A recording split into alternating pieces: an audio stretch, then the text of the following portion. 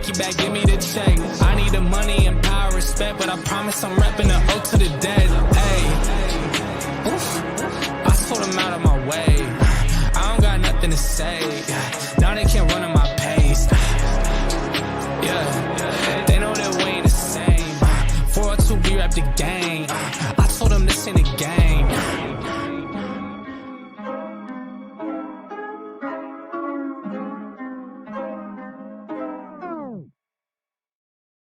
What's good? It's another Fence Take with CB83 show. Hey, I appreciate you guys coming, checking me out. Hey, after this great holiday weekend, birthday weekend, just so much going on.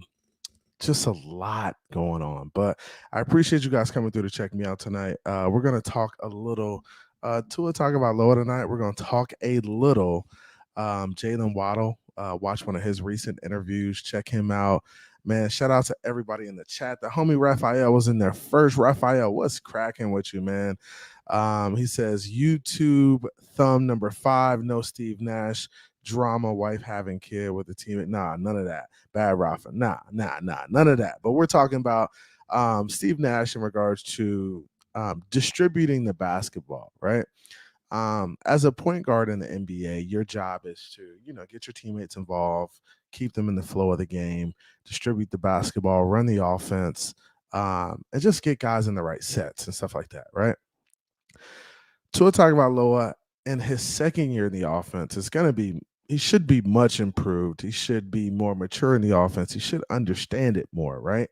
I always thought Tua talk about Loa was a good football player from the beginning. I just thought he needed some of the foundational tools in order to be successful, like a really good coach, a really good quarterback's coach that's going to kind of bring him along, a really good offensive coordinator that can kind of understand his strengths, his weaknesses, and kind of tailor the offense towards that, and good players around him. I mean, quarterbacks are only a product of their environment. So whether it's the scheme, whether it's the player around them, the system in totality, they really need good things around them in order to be successful, right?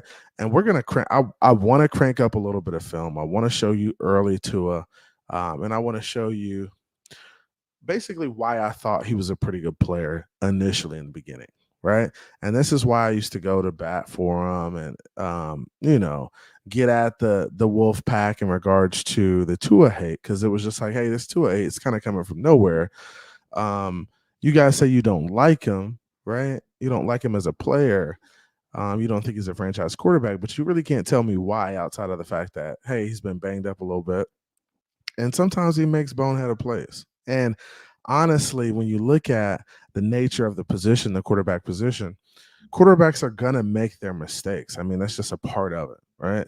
You look at everybody. And there's a few guys who just haven't made a lot of mistakes, but there's also guys who had time to sit. And I felt like Tua didn't have a lot of time to sit. He just kind of got thrown in there. Whether he was healthy or not, he had to play, right? So that was the situation there. But we're going to get into it. We're going to talk a little bit more about it. Hey, I appreciate you guys coming through. You guys know how we get down. It's nothing but get energy. Hey, shout out to everybody in the room so far. Hit the like on your way in. I know we got other people live right now.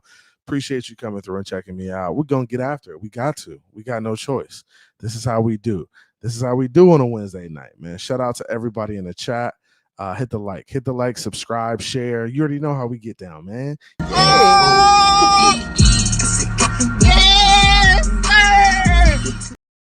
Yes, sir. You already know what time it is, man. So shout out to the homie Crazy Dolphin, Mr. Polk in the building. It says Fins up CB83 and the Fins family. Shout out to you, Mr. Polk, one of the original day oneers, one of the homies, man. Shout out to you. Hey, shout out to my big time member, my first member of the channel, Mr. William Perry. William Perry, what's cracking? What it do? He's definitely one of the homies. Became a member a couple shows ago, and he's riding with the team, man. I appreciate that, man. Yes, sir. Crabs together, Cancer Gang in the building. Cancer Gang. Hey, I'm a Cancer, June 29th, and my son's a Cancer too. He's July 3rd. So he's right there, right after me, man, which is crazy. So we had a crazy birthday weekend, got on the jet skis, went out to dinner, did cookouts, did pools, did all type of stuff, man. Just a wild weekend. But got back into the work week this week, and now it's back to the grind, man. Back to the grind, back to you guys, back to getting after it on these panels and on these shows and cranking out this content. Hey, so also we got to talk about that a little bit. Shout out to Adam Sadowski, says fins up, y'all. Fins up, fins up, fins up. Hey, Mr. Polk, doggone full moon Wolfpack is out. What's cracking? What's cracking? Wolfpack is out. My man Raul Parada in the building says, let's go. Let's go, Raul P. Hey, let's crank it for Raul P.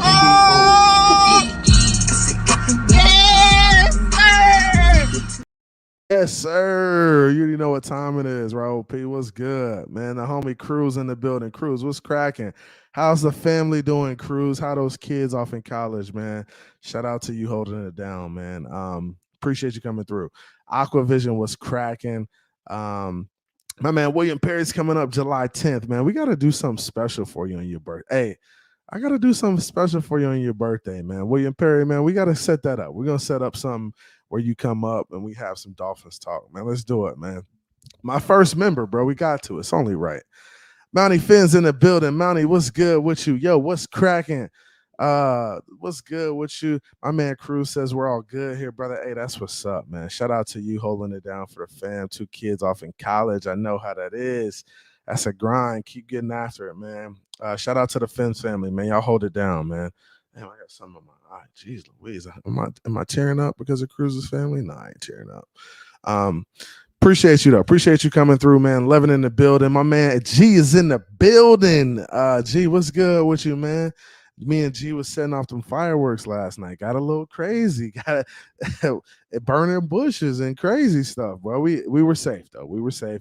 All fingers is good. Kept everybody safe for the most part. And we're good to go. So shout out to my homie G in the building. My homie Crazy Dolphin says, what's up, Raphael and William Perry? Yeah, the homies, bro. The homies for real. So let's do this, man. And we talked about, I wanted to show you guys a little bit of what I saw early in Tua that he could be successful in this league. And I know people talk about Tua a lot. He's a very polarizing figure in our fan base. There's a lot of hate towards him. There's a lot of love towards him. And then there's guys like me. I like my quarterback. I'm going to support him. But I am somewhere in the middle in regards to being objective and just understanding that, hey, he's got to play better. He's got to play better. He's got to grow. He's got to continue to get better. He's got to stay healthy. That's one thing as well. He's got to stay healthy. And in order for us to be successful, he's got to be available. The best ability is availability, right? He's got to be around to play for him. He's got to be around to play for us. So appreciate you coming through. Hey, we got some people jumping in now. Shout out to everybody in here. Let's go Niners in the building. Adam Sadowski in the building says Tua time. Let's go Niners. Them Niners trash, bro. Trash. So we'll get to it, man. We'll get to it. William Perry says, I think the injury was more problem coming into the. I think so too. And we can all basically look at his situation and say, hey, his situation coming into the league was not the best. Coming off a major injury. Really, I mean, he really struggled at his pro day, didn't do the best. Really didn't look the best. The Miami Dolphins couldn't get their hands on him because it was a COVID year. Just a lot going on in regards to that situation, right? While other guys are learning the playbook, getting comfortable in the offense, Tua was kind of rehabbing, getting back, trying to get back on the field, trying to get his physical right so his mental can be right. So, right. So it really is a difficult situation, and it's a different situation, right? But I'm not making an excuse for him. He's got to be able to handle it, and that's what professionals do. And I think Tua's handled it with class. This whole situation in regards to Flores and all this other stuff, there's so much stuff around this, right? So many different variables. So I wanted to show you guys something. And I wanted to show you this because this is when I felt like Tua was good enough to be that dude here in Miami, right? And I wanted to show you this, and this is Baldy's breakdown, right? And I wanted to show you this because this is when I felt like I knew Tua was good enough to be an NFL quarterback and be the franchise quarterback of the Miami Dolphins, right? Now, just to provide you with a little bit of context, this is Tua's rookie year, right? Tua is basically thrusted into the starting lineup after being after basically who was our quarterback? Fitzpatrick at the time. So Fitzpatrick was basically 3-3 at the time, 500. I think a lot of people felt like Fitzpatrick was still in a better position to kind of take us along this journey of being a playoff team, right? So people thought Fitzpatrick was still the guy, still good enough. And all of a sudden, we see Tua put in as a starter against the Chargers, not the Chargers, but against the Rams. That was his first game against the Rams. And in that game, he just looked a little out of it. He looked a little shook, and he looked like a rookie, right? So he ended up looking like a rookie. But I really wanted us to take a look, and this is Tua's third start. This is his third start in the NFL. This is his rookie season.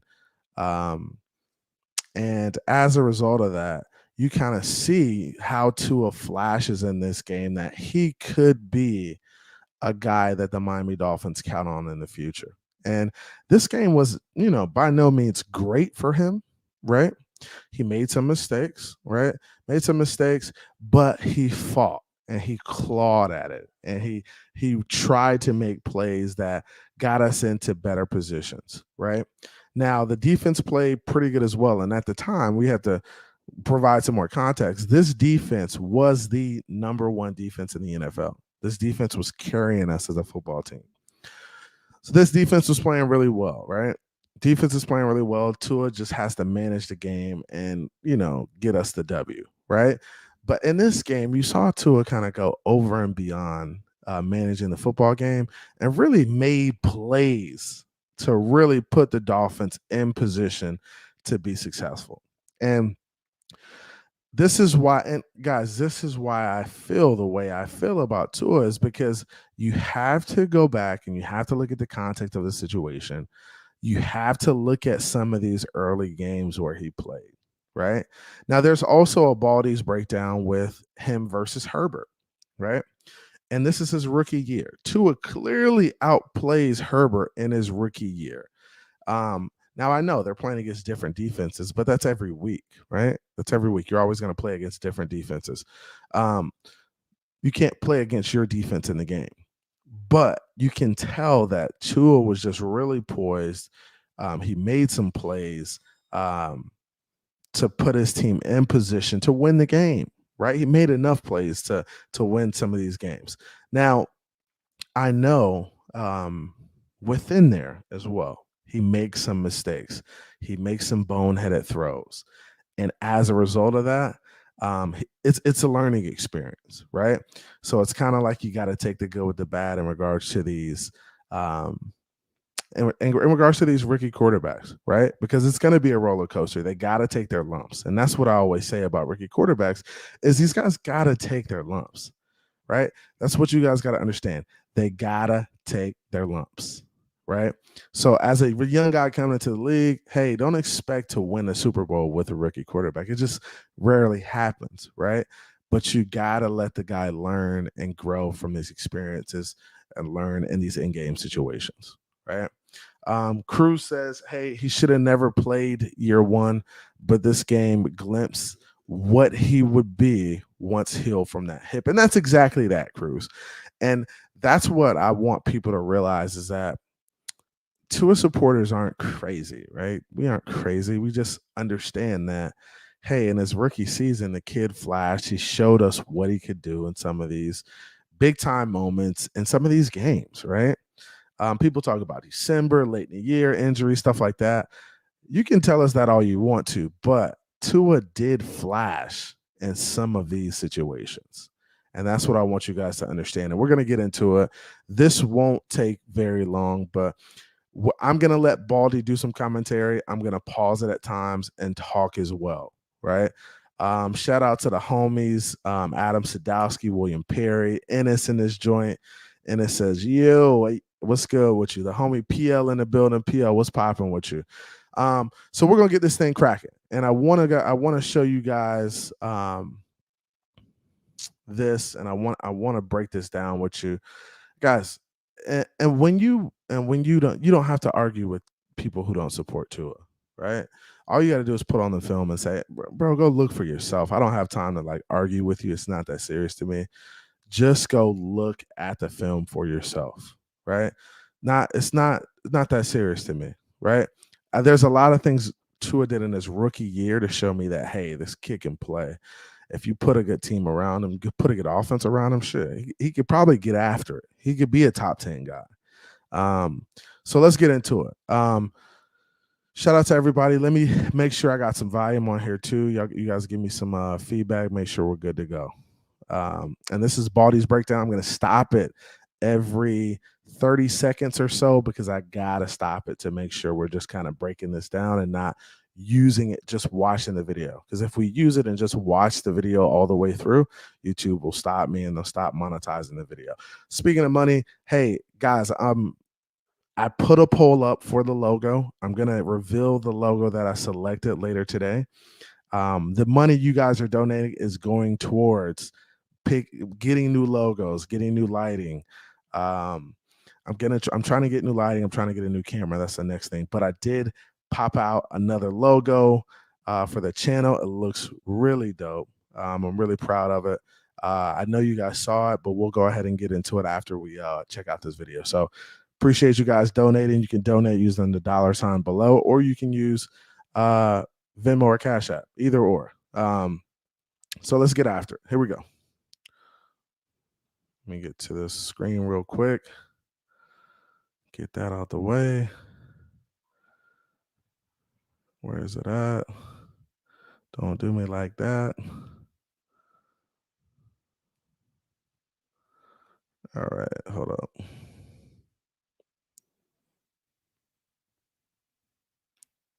Where'd it go?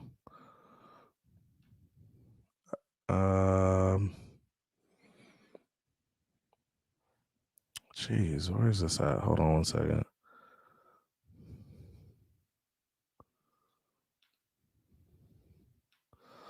Hold up. Pain in the butt.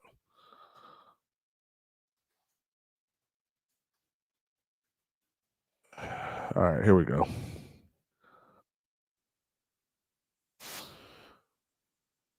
Give me 1 second sharing this.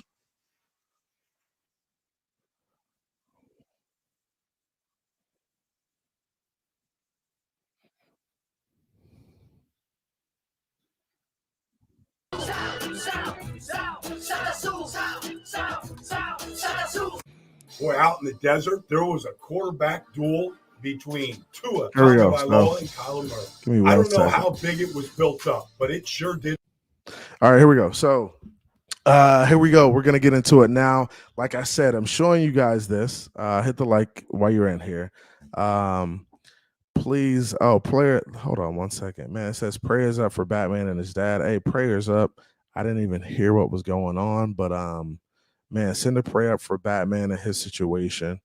I got to give him a shout, figure out what's going on prior to discussing it in detail. But shout out to Batman. Send a prayer up for him and his dad, man. I don't know what the situation is, but check that out.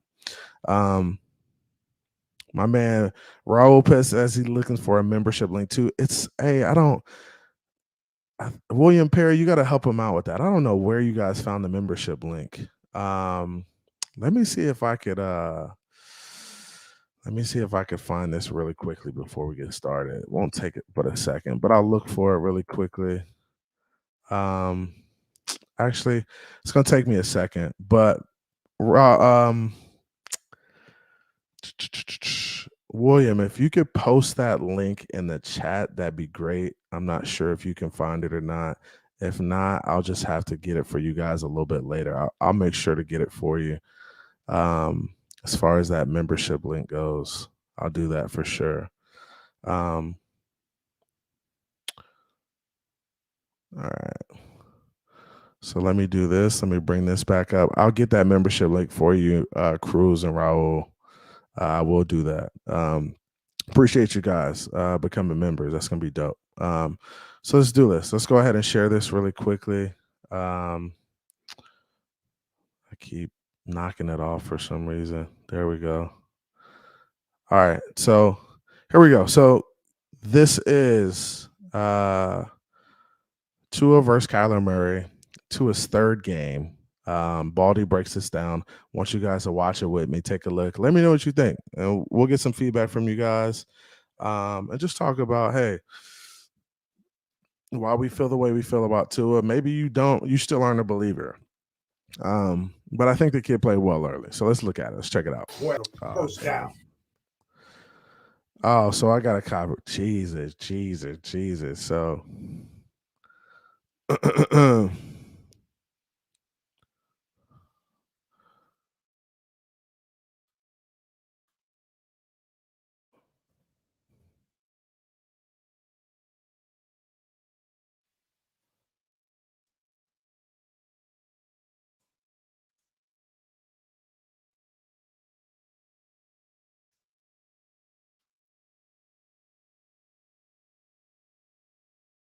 are you guys back? Are we good? Are we good? No?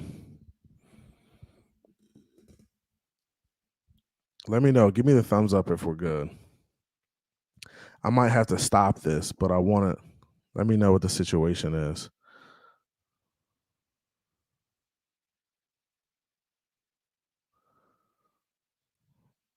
Yeah, YouTube is weird, man. It just kind of depends on the situation. Let me do this. Let me stop sharing it. Okay, it's back. All right, so yeah, man, and honestly, that's just part of it. I wanted you guys to be able to see some of that. If you get a chance, there's a couple Baldy's breakdowns that I want you to check out. I know there's the Arizona one is really good, right? That one's really good. I want you to check out the Justin Herbert one also. So Tua and Justin Herbert play each other their rookie season as well. And that's a really good breakdown to go watch from Baldy as well, because Tua plays well, Justin Herbert plays, he has some lumps in that game.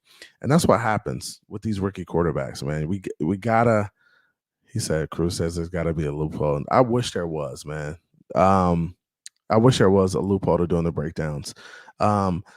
Honestly, I think there's some sites out there that you could get some content from and use content. But it's tough. It's tough to do it. So that's why every little bit helps. If you guys become members or donate to the channel, I could do a little bit more in terms of finding some stuff for you guys. But what I'll do is I'll put some of these links to these videos in the description too, so you guys can just go check them out yourselves, right? And I know this is the learning experience. Everybody doesn't want to learn the nuances of the game. Some people just want to, hear people talk about their takes and why they think players are good or bad.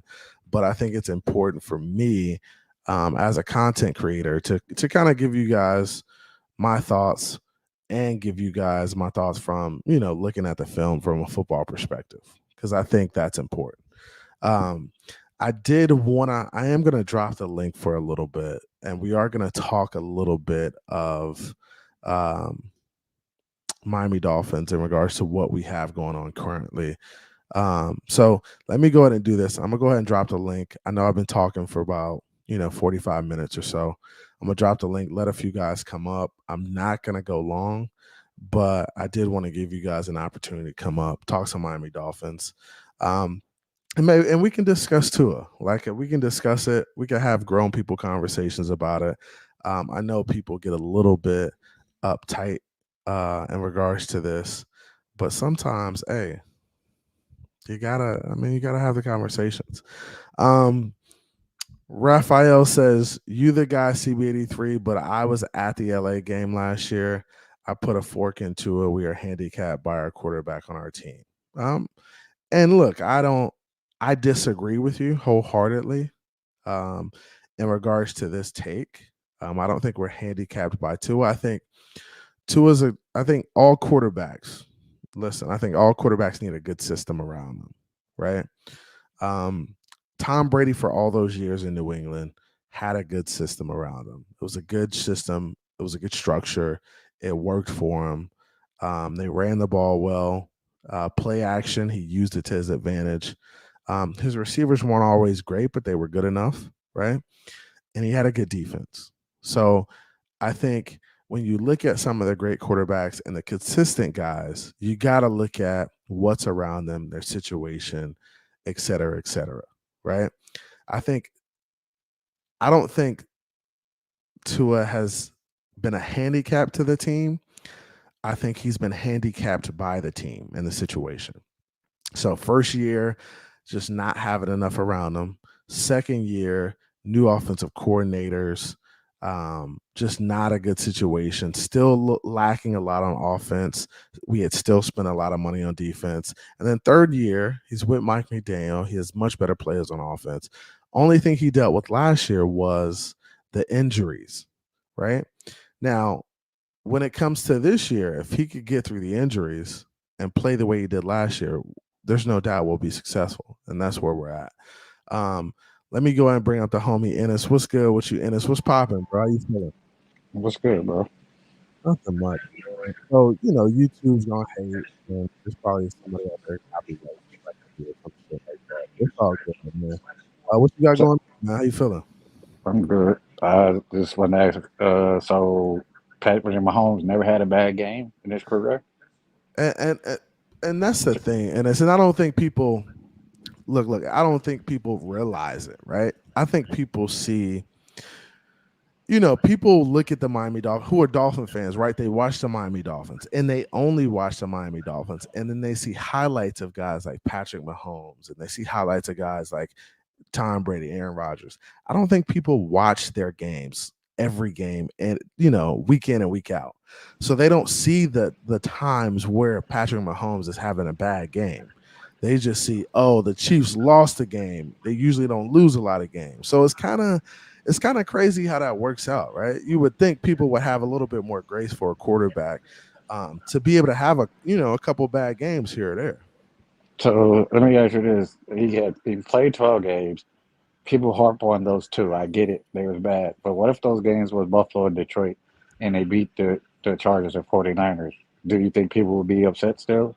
And I don't. I think it's the people that wanted that win so bad because it was Herbert and the 49ers that's driving most of that to me.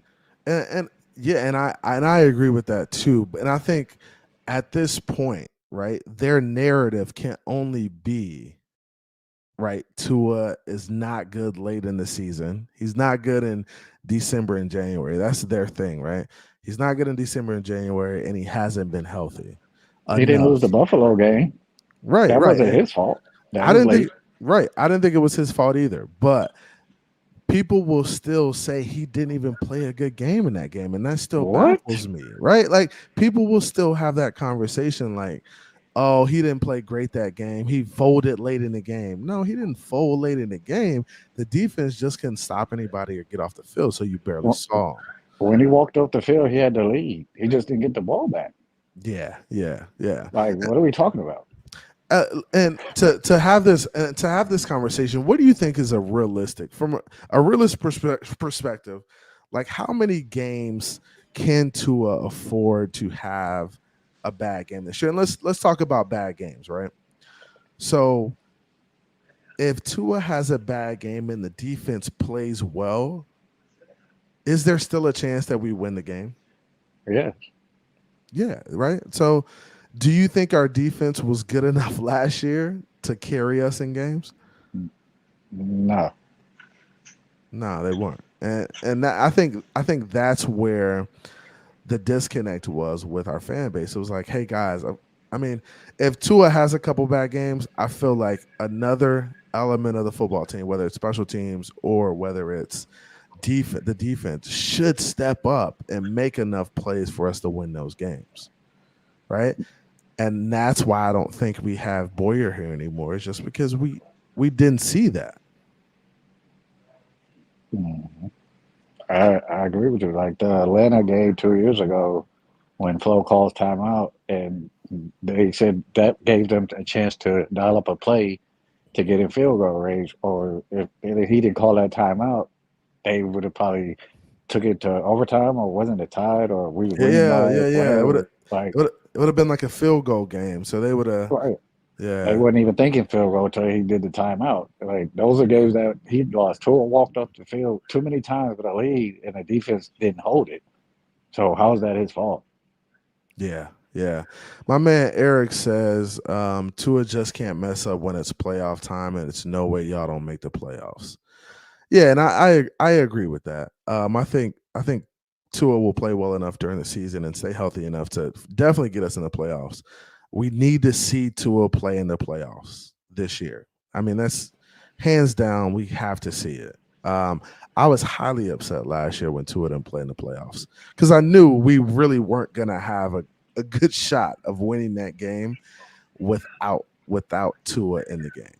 But Just I said this in my space earlier today. Like he didn't have an arm injury, a finger injury, an ankle. It was just the head. So I think if he didn't have the head, he would have killed the narratives about being injured. And this time it was just the head. Like that's you can't control that. Like you can't control breaking the arm either. But I'm just saying, like it wasn't the finger on a helmet. Like he didn't have those nagging injuries like he had before yeah, the ribs. yeah.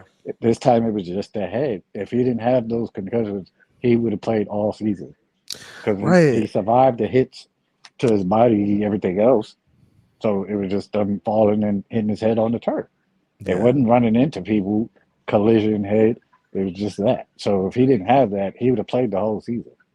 Yeah, and that's a really good point because I thought like to his first couple years, right? He dealt with little nagging injuries that caused him to be out of the game, whether it was ribs, finger, stuff like that. It would cause him to miss games, right? Year 3, everything's working out. He's looking great. We're playing good football. We're winning games, right?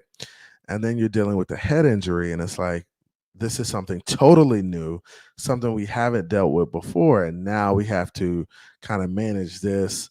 And now you have the NFL involved, and then the Cincinnati thing was just that really was just Oh God. just a terrible situation. I hated to see it, but it was really like it was a prime time game, like, Mhm. right? I mean, it doesn't get any worse than that. So every camera, every situation is going to be looking at Tua and him moving forward, and it's just like any little thing, they're going to look to keep him out of the game. So it was a difficult situation, but like when you look at Herbert Burrow's situation, and you look at Tua's situation, um, who do you think was dealt the worst situation and the best situations? How do you feel about how would you rank them, like best situation to worst situation? I would say Burrow had the best situation. Herbert had a second, and then Tua. Like not because I'm saying that Tua has excuses, but you can't deny that we had the flow situation in the beginning and the rebuild of the team being like both of them boys walked on the team with all-star players all over that team, all over their teams. Because I was in a space that was not a Dolphin space, and people were trying to discredit Tua because they said, "Oh, this year he only performed because of the scheme and players." But this is a Bengal fan who Joe Burrow just walked on the team and had Chase, T. Higgins, and Boyd as soon as he walked through the door, and his coach has been there since he's been there. So how is that not? Yeah, So why is that not scheme and playmakers? But and it is for Tua. and I don't get that, bro. Like, and honestly, I think that's where the pushback is from us. It's like, bro, we know, like we're not stupid, right? We know everybody who comes into the league, they're put in certain situations. Some situations are better than others. Like Joe Burrow walking into Tyler Boyd and that receiving group he had with A thousand back running back. with Mixon, with his offensive line, he dealt with, they weren't the best. I get that. But he did have a solid defense, and he did have a good coach that was kind of there, established, and had a system in place, right? So Burrow's no only so G says Burrow's receivers were drafted. No, they weren't drafted. One was drafted, and that was what's his name? The receiver they just drafted. Chase. Higgins and Chase was drafted. Okay, yeah, Higgins and Chase were drafted, but they still were there. That doesn't prove anything. They was there. Yeah, and they were playmakers. They wasn't scrubs. He wasn't throwing the Hollins and Jakeem Grant. Yeah, and I think that's the difference. I mean, when you look at Tua's, first couple of years, he's throwing to guys like Devontae Parker, who I thought Devontae Parker was a solid guy. He just wasn't always available. I thought Waddle coming in that second year was key, right? But outside of that, you really didn't have. You had Mac Hollins. You had who else did you have? Just outside of that, you had scrubs. You don't even want to name them niggas. Right. Yeah. You had some scrubs. So, and when you look at Herbert's situation, Herbert had Keenan Allen, Mike Williams. He had 1,000-yard back in Eckler. His coach his coach wasn't established, but his rookie year, he did have a really good quarterback coach. Pep Hamilton, who's a Howard University guy. So you got to look at each quarterback situation and kind of weigh the options. But looking at it, we can't make excuses for Tua at this point. I think the kid's going to play. I think he's going to play well. I think the second year in the system is what's going to do him the most justice. Just understanding where guys need to be.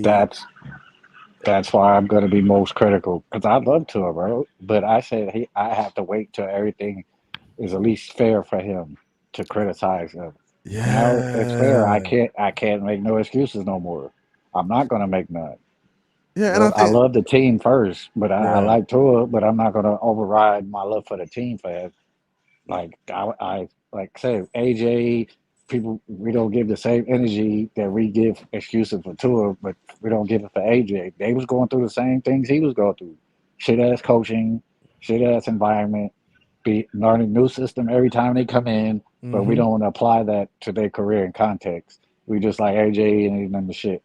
Like, I'm going to be hard on AJ this year, just like I am on every Dolphin team player that's here after 3 to 4 years.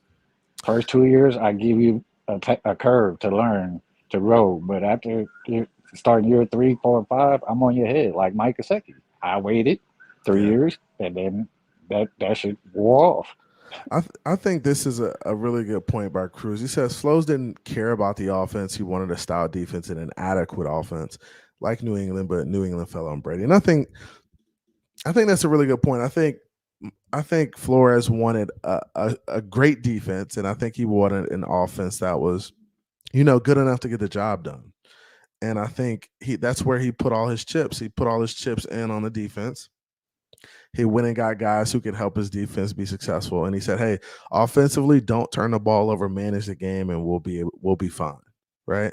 But when it comes down to it, like, there needs to be some balance. And this is my thing with Flores is like, bro, there's going to be situations where you need to count on your offense, and there's going to be situations you need to count on your defense.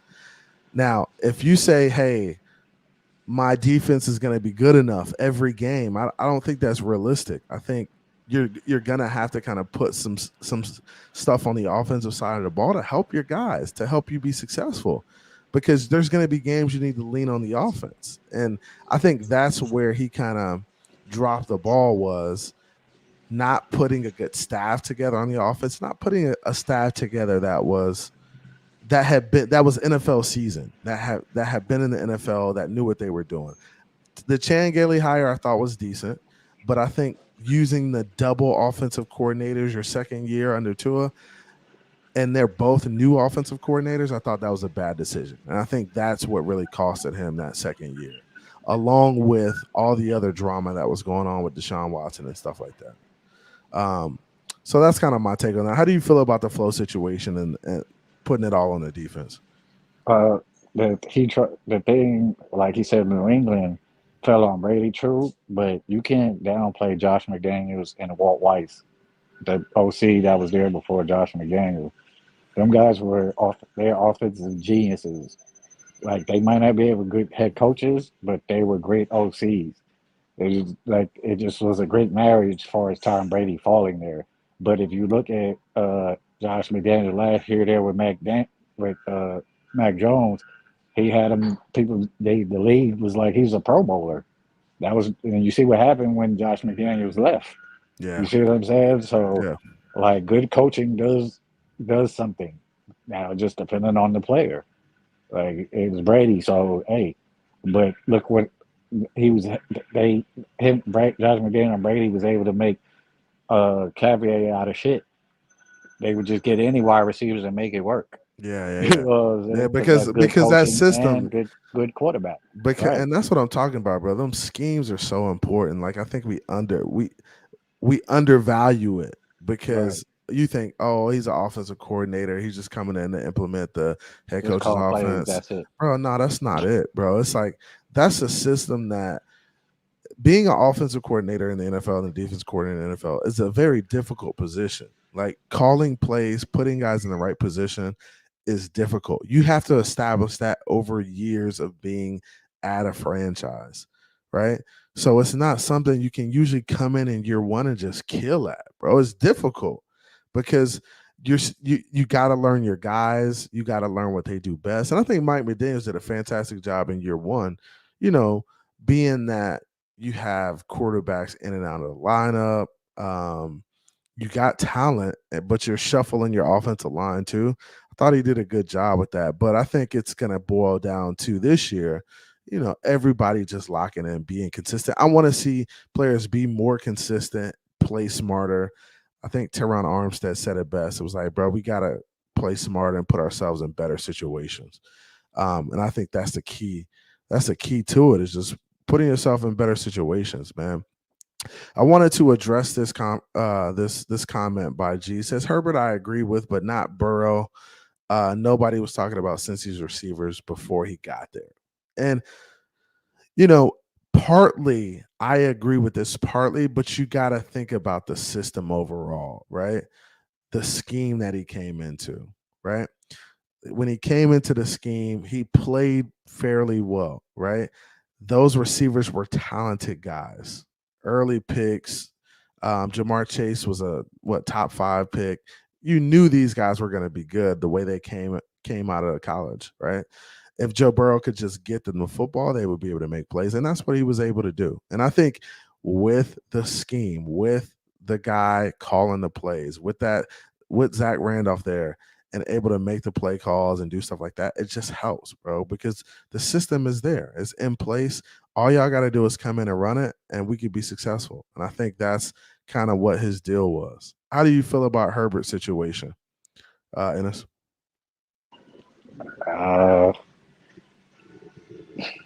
like he wasn't even supposed to start. I don't think if Tyrod Taylor gets Oh, yeah, I agree with that. injury from the doctor, he wouldn't have seen the field until later in the season. So that tells you right there, he didn't even win the job in camp. So hey, Yeah, and I agree with that too, man. He wasn't supposed to play. He just happened to get in there on a freak accident, and he was able to prove that he was good enough that he could make the throws and stuff like that. But y'all got to understand that Herbert struggled at times too, and he's still struggling. He's still learning. That's a part of the game, man. And people got to understand that. And Herbert had a terrible game versus us, a terrible game. But we don't give guys, you got to give our guy the same grace. He's got to be able to take some lumps in games, man. He's got to be able to take some lumps. Like that's a part of it. Let me go to Irv. Irv says watching film on the bread and butter RPO of the Dolphins, which is the seam rail slide RPO game. Mike McDaniel is a wizard for developing the scheme and with Tua's touch, anticipation, and accuracy. it's very hard for defenses to stop, considering the speed of Hill and Waddle inside and out. And now with a healthy Mostert, a speedy A-chain added to the mix, and possibly with Cook in the mix, this offense will be lethal. I agree with you wholeheartedly, Irv. And this offense is only going to be better in year 2, bro. Only going to be better. And I think they were fantastic last year. Top 10 offense. And we didn't even run the ball well last year. So I think as we get into running the ball better, these guys understanding where they need to be in the offense, I think we're going to be a problem. I think we're going to be a problem for real, man. Shout out to Irv. How you feel about the offense, Ennis? What you think, man? No, I just we need a running back that can make these linebackers play honest. That's it. Yeah, yeah, and that's what I think too, bro. Um, the running back is a different position, right? And I think running back is a very special position because you're carrying the ball so much. And when you look at some of the running backs, like the Saquons, the Zekes, um, the Austin Ecklers, um, the Aaron Jones, like I mean, a lot of these guys are threats to be a home run at any time, right? And they know, defenses know that, hey, if this guy gets loose, we're in for a long day. We got to kind of keep him contained, right? I just don't think defenses feel that way, and I know they don't. They don't feel that way about a Mostert or a Jeff Wilson Jr. They know they can contain Jeff Wilson Jr. because he's a slower guy. They know he's not going to break it wide open. They just got to keep Jeff Wilson in front of them. And Mostert, they know, hey, if they hit him hit him good a couple times, that he'll probably fall to the wayside. And maybe he may not even be in the game late in the game if you hit him good a couple times. Man, I didn't see him get tackled. I watched NFL Network last week. They were showing old games. The Buffalo game, the second one, he was getting tackled by like his shoestrings. Like people were just grabbing at his foot, and he was tripping. Like, come on, bro. Like even 3rd-and-1 and goal line, I don't even feel confident in making 3rd-and-1 and goal line. Like with Wilson or Mostert. Yeah. Like so. If people were like they're good enough, what did they do at 3rd-and-1 last year? Nothing. Yeah. So yeah. what is going to get better this year? I agree. I agree. And that's the thing we're dealing with, man. I wanted to take this question from Cap. Cap says, Innocent CB, are you both content with special teams weapons and tight end depth? I'll let you answer first. Special teams weapons as far as returners. Yeah, he's probably thinking returners. Yeah, I'm fine. A-Chain and Barrios, like what else is it? Like I don't know. Like I don't know what we could have got better than A-Chain and Barrios. Like that's just me. And you still have Lotto and Tyreek if you ever want to throw him back there to scare some shit. Like and tight end, I don't care. I don't need them to be Mike Gesicki. I just need them to block, and they are average to above average blockers. So I'm content. Yeah, and I'll address this question. And so I think you're kind of spot on too. Like, I don't think we're gonna get any better than Barrios in regards to special team returner, right? I've seen Barrios make some special plays in the return game. I think he's probably one of the best returners in the league, right? We do have the option to put a guy like Waddle back there or Tyreek back there, which are dynamic players also. So I think special teams weapons are, superb in regards to that, right? Tight end depth, I think Tyler Croft is going to be the lead guy in that room along with Durham Smythe. We just need guys who can block in the run game and who can get in the flat, catch a quick pass, and turn it up for, 5 to 10 yards, get a first down, right? I don't think we need anything outrageous. I don't think we need Kittle on our roster or anything like that. I think they're going to be used more in a blocking realm and just easy outlets for Tua to extend drives. Now Elijah Campbell could come in, the young guy. He could come in and be a pass catcher, a pass threat in the middle of the field, but he's still got to become a blocker, right? You got to become a versatile player. Tight end in this offense, I don't think the tight end is going to be a focal point of this offense. I think he's a guy along with the fullback who's going to be in the trenches, doing the dirty work, and making plays where they can. I think they're going to be, key in order for us to be successful, but I think it's going to be mainly from a blocking perspective. So, hopefully that answers your question, Cap. And I just wanted to give a shout out real quick to the homie Raul Parada for becoming a member. I appreciate you, bro. He's the third member on the channel. William Perry was first, Chef Jew was second, and now Raul P is the third member. Appreciate you, man. Appreciate you. And Cap says, I agree. So yeah, man. And Raul P, I just wanted to touch on this. Every little bit helps. It goes towards helping the channel do cool stuff. And I wanted to talk to you guys a little bit about the logo. I did post I posted a poll to see which logo you guys liked best, and the one you guys chose was this one right here. So this will be the new logo of Finn State with CB83. And just to touch on it, it cost me money to get the logo done. I went on Fiverr. I was like, hey, I have some ideas. I'd like to do a logo. They put this together for me, and I think it turned out great, man. So I appreciate you guys. Every little bit helps. And it helps me do cool stuff like create new logos, get new lighting, get new cameras, etc. Do cool stuff for the channel, man. So appreciate y'all. That's the new logo, Finn State with CB83. And I'll be posting that on all my social media stuff and everywhere. So appreciate you, Raul P. It helps do the little cool stuff, man. Appreciate you. Now go ahead, man. If y'all got a question for us, drop it in the chat. I'll probably go for another 20. You got a little time, Ennis? Yeah, I think he's there. Ennis, you there? So I think you're on mute right now, but My bad. I was helping the wife open this spaghetti bottles. Shout out to D1 in the building. What up, D? D1, what's good, man? What's up with you? What's up with you, my boy? What's popping? Hey, man, bring your people over, man. I know your people don't really come through like that, but whenever they want to come rock, bro, I'll drop a link for them. Hopefully they can come up and chop it up a little bit, man. Yeah, I forgot. That was my fault. Like, I've been running. Oh no, I seen you on, so I just jumped in. But Shay got a show too. That's why I was like, damn, both of y'all got a show going at the same time. Yeah.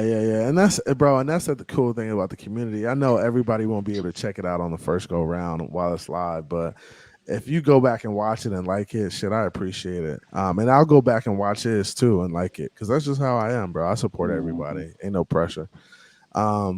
But I'll probably go a little bit longer. If y'all got a question for us, throw it in the chat. But yeah, I mean, what are you looking forward to seeing in camp, man? We're about a month out from camp really kicking off, less than a month almost. And we're about to see these guys crank up. What are you looking forward to hearing most from camp in regards to what we got going on?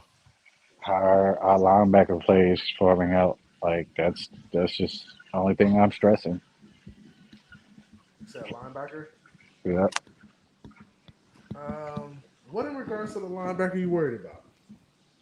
If David Law, has his hamstring issues during the season, who's going to be the guy behind him? And how well is Baker going to perform? Because that's going to determine if he's going to be here by the trade deadline. I don't think they can get rid of him, but and that's I think that's a good point. I mean, honestly, so to be completely honest with you, I'm not a big Baker fan, right? I'm not a big Jerome Baker fan. I feel like, and honestly, I don't think it's his fault.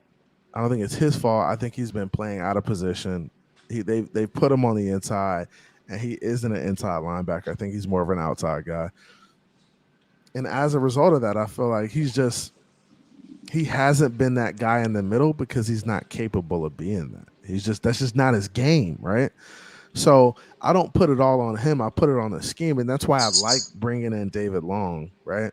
I like bringing in David Long and him being in the middle, pushing Jerome on the outside. Maybe we see a better Jerome Baker in this scheme, but David Long's got to be healthy, right? And I know the only way that hamstring is going to get better is for him to rest it. Hopefully, he's resting it now and getting the rest he needs. But he's got to be available, right? And I'd like to see a little bit of depth brought in, but there's just not a lot out there, bro. Period. There's just not a lot available. So if Go ahead. his specialty is only rushing the passer, who is he taking snaps from? Because that's Chubb and Phillips' position. So who are you talking about? You're talking about Baker? Baker, yes. Yeah. Now Baker, if Baker's going to be blitzing and rushing the passer, it's going to be from the inside. It won't be from the outside where Chubb and Phillips are. I think honestly Baker is best when he's rushing the passer, rushing the quarterback from the inside. When he can get in one of those A or to B gaps and rush and get after it, and let the guys on the outside pinch him, right? Pinch the quarterback in and close the pocket. I think that's best for him. But I don't think you can get away with doing that a lot, because when you blitz a guy like Baker, you leave a void in that area, and teams are just going to see the hot read and just hit a guy quick. So unless you roll Jalen down or, and this is what I see Fangio doing is, hey, blitzing Baker every now and then, rolling Jalen Ramsey into the box and letting him defend that area while Jerome Baker goes and gets after the quarterback. Because Jalen's that versatile and he can come in the box and do stuff like that because he's that good of a football player. And he's a bigger guy. He's almost like a safety in a cornerback's body. So I don't like Baker blitzing from the inside. It's like a hit or miss. His recognition it's hit or is miss. bad. But when the outside, he knows where he has to go and he can do that. So that's my thing. Like, people would say his best thing is to rush the passer. So rushing from the outside, that's the best time that I've seen him is when he's on the outside rushing. So that's why I'm like, I just don't see it. Yeah. And I agree with you to some extent. I think Baker's, and this is the thing about the defense, we're gonna have to see because we haven't seen this defense play before. We haven't seen them at all. So, and I think that's a good thing for us and the Miami Dolphins is that teams haven't seen Fangio coach a team in a while, coach a defense in a while. So we're definitely going to catch some teams off guard early, and hopefully we can we have the talent. So if he could put it together early, we catch some teams off guard and win some football games early, get that momentum going, and then just ride that wave late into the season and into the playoffs. I think this team is primed for making that run, bro. Especially if we go get a guy like Cook. Man, and I know how you feel about Cook. I know how you feel about our running backs. You don't think our running backs are very good right now. Liam Eichenberg. Hey, so Ennis thinks our running back room is the equivalent to having 4 Liam Eichenbergs. That is wild. Now, I'm not going to say it's that bad, but I do think they're role guys, right? I don't think you have a dude back there, right? And I think Cook brings just another element, right? Another element of everything, the versatility. Dude's a monster, right? When we go look at the NFL top 100, I think Cook is the 3rd or 4th running back on the list, and he's at number 31, right? Only guys ahead of him, Derrick Henry, who else? Maybe Saquon is in front of him and maybe another guy. But I think he's one of the top 3 running backs on the list, bro. He's a monster. So I was supposed to hit you with some info. Like I said, I got caught up. So I'm gonna just say it on here for you and your listeners. Like this was the lady in the heat space Saturday. Monday. And she stated his mama is going around the city, said it's a done deal. They're just working on the number. And then my homie that Ooh. works on South Beach seen some of his partners, and they said the same thing. This was weeks, like 2 weeks before the lady said it, that his partners was on South Beach, kind of celebrating him saying he's coming home. So Wow. when she said that, it co-aligned with what the other person said from hearing it from his partners or whatever. So the lady said the mama is confirming it. So take it with a grain of salt. So You yeah, hear it. You hear it. Dalvin's Cook mom is going around Miami saying that it's a done deal. They just got to work out the numbers. So maybe that's the case, man. I think the fact that it's playing out this long works in our favor for real. If there was another offer on the table that he really wanted, he would have just he would took have took it. it. Right. He would have took it already, right? The fact that he's having to decide and really like mold the decisions works in our favor. His family's gonna lean on him, like, come on, come back home. Um, the time you spend with family and the time playing in front of your family is gonna equal out to the money, man. I think the money is that close. So I think if it is close, a million or two, I think Dalvin would choose the Miami Dolphins over New York or Buffalo or any other team that threw the money at him. To be completely honest. So I mean, I think that's where we're at with it, and we'll see. My man Richard says Fangio is bend don't break defense. I think the Flores defense is more exciting to watch. Um, and I don't know about more exciting to. Well, I mean, when I look at Flores' defense, It's more riskier. it's riskier, right? And I think you kind of hit the nail on the head when you say it's riskier. It's if you get beat, you're gonna get beat deep, or you're gonna get beat big, right? I think Fangio will take an approach of, hey, let's keep guys in front of us. Let's make it difficult for the quarterback to make his reads. I do think when you say it's riskier, right?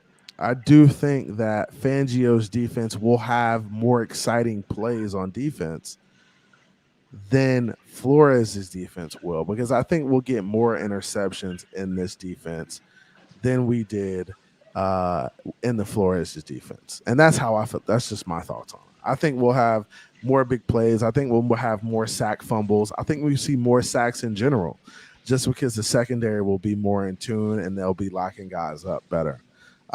So the edge rushers will be able to get home. So I want to see more game changing plays like sack fumbles and interceptions. I really want to see that. So that's what I'm looking forward to. Shout out to the homie Canes, man. He says salute CB83 and everyone. Shout out to you, Canes. My man G says Fangio is very aggressive. I think so, and I think it's aggressive from a standpoint of making the quarterback work. Like, he's gonna have to be locked in with what he's got going on, what his route concepts are, and where he needs to put the ball. If not, with our quarterback reading the quarterbacks, when our quarterbacks and our secondary reading the cornerback's eyes and being able to sit back and watch, it's going to be prime for us to go in there and just make plays in that secondary, get after it, and get those interceptions, man. Canes, what's good with you, man? How you feeling, man? What's good, everybody? What's good with you, man? How you doing, bro? I'm all right. Can't complain. Another day, another dollar to wake up. So I'm Yeah, thankful. yeah, yeah. That's We're what's just up, waking man. up. How you feeling, man? We're very close to season time, man. It's almost go time. I know you a Canes fan. I know y'all gonna hate to see them nose jump on y'all, but I mean, it's close to college football. It's close to NFL football, man. How you feeling, man? Well, for the Dolphins, I'm on that wait and see approach. I got you. I got you. And as far as the Canes, it's the same thing. Wait and see. Yeah, yeah. And I think everybody's there right now. Just wait and see, bro. But this this Miami Dolphins team we got is something you can be excited about. It's definitely something to be excited about. Um, we haven't seen a team this good in a long time, Yeah, it's been a right? while. It's been a while. It's been a while. And I thought last year's team was good. I thought last year's team with a healthy Tua is probably a 12-win team, right? 12-win team, get into the playoffs, you're in better positioning in the playoffs, and you're able to make a run. Especially if Tua's healthy. Bro, you're not telling me, nobody's telling me that if the homie Tua is playing in that playoff game that we don't have a shot at winning that thing. Or just win it in general, bro. I don't see it. I feel like if Tua's in that game, we win that game hands down. I feel the refs stole it from us last year because there was no 2-point conversion What 2-point conversion you talking about? in the playoff game. Oh yeah. I know what you're talking about now. Yeah, man. There's no way in hell there was no conversion. Yeah. It I was mean, far from the line. yeah. Ennis, do you remember that play? I don't even remember the play, man. My bad. Which play? He said a 2-point conversion in the playoffs. The Buffalo Bills game. 2-point conversion. I don't remember the 2-point I conversion. think they did try to go for one. Yeah, and they gave it to them, and it turns out it was short, and they still gave it to them. Okay. I see what you're saying. I think I know what you're talking about now. Yeah. I got you. But yeah, man. I mean, Dolphins are primed to make a run, man. It's time. I'm just tired of being mediocre. I'm tired of Fox. getting into the playoffs and not being able to get a win, bro. I'm just tired of it. And I think all Miami Dolphins fans are frustrated. I think at times they take it out on Tua, bro, just because he hasn't been there at times and he hasn't been available. So I think he gets a lot of the brunt of it. But I mean, everything happens for a reason. I think we're destined in the end to go get that chip, man. I think it's just a matter of getting some guys in there who can be consistent. William Perry, what's popping, bro? What's up, William? Oh, you muted, You're on man. mute, bro. You're on mute. I can't hear you. You might want to come back, man, for some reason. You're not on mute, but jump back in. William Perry is one of my members, man, one of my day ones, man. Appreciate you guys. Hey, 20 in the room, hit the like, share, subscribe. We were looking at Tua a little bit earlier. We were looking at Tua's game in Arizona, his third start as a Miami Dolphin. And we're looking at some of the plays he made in that game. So go check that out earlier in the show. We did get that copyright strike. So just be sure to go check that out. And that's why we had to take that. We had to basically to pull it down at that point. Let me get my man on here. There you go. You back? Is that better? Yes, sir. Got you. What's good? What's up, guys? What y'all up to today? Man, just talking a little Miami Dolphins, man. Talking a little Tua, talking about Laura. We watched a little film earlier of the Arizona I saw game. That. Yeah. Let me touch on this a little bit and just run through the history of it all. Whenever Miami did the tank for Tua, and all across the board of everybody of all the media and everybody across the board, Tua was the most pro-ready quarterback prospect in all of the draft, and the year before was the best prospect. Everybody was talking about Tua, right? And you can tell from the play in especially in his sophomore season, the way he played the entire season and the season after, you could tell why they were talking about him so well. I mean, look at some of the throws that he was making in college, and people are going to argue, oh, that's a look at the wide receivers they had. Yeah, we had great wide receivers. Yeah, but you could also tell that how he was throwing these wide receivers open, moving these safeties with his eyes, doing all this stuff, and then we get to the injury, and then 3 months removed from that injury, he decides to do a pro day, right? And did not look great. I mean, who would look great? Right, you know what I mean? We struggled. So we get to the year 1 of the Miami Dolphins, which he should have never played the entire year. And I agree. whenever he was announced as the starter over Fitzpatrick, I was like, oh, they're trying to sabotage him. It just looked like sabotage. Straight facts. You know what I mean? And so that's a good point. I want to touch on that a little bit because I hear people say the sabotage thing, and I get it because, and I'm going to mute you while I talk just because you got a little feedback, William. But I get the sabotage thing, but I think the Miami Dolphins were in a very peculiar situation, right? Now, the Miami Dolphins have 2 first-round draft picks the next year, and they have a quarterback sitting on the bench who they don't know if he's going to be able to get it done, right? So I think having those 2 first-round draft picks kind of forced their hand and was like, hey, we need to see our guy play a little bit so we can commit to not drafting a quarterback the next year. And I think that's what it came down to is that, hey, I think Stephen Ross, Chris Greer, and the organization was like, hey, guys, I really don't care about making the playoffs this year. I really want to see if Tua's good enough for us to move forward with. And if not, we need to draft a guy in the next draft to figure out how we're going to continue on as this franchise. And William, I'm going to take you off mute so you can go ahead and speak on that. Well, what I'm saying is that that was after year 1. You get me? Yeah. So I think that whenever they threw Tua in there, obviously was to see what he got, what does he have right now as it sits, coming off this injury. But I also don't think it does the Dolphins any justice in doing that, anyways, because you saw what you have. Oh man, did he pause on this end? Yeah, he froze up. Hold up. Yeah, you froze right there. Go Walmart. ahead. Go ahead.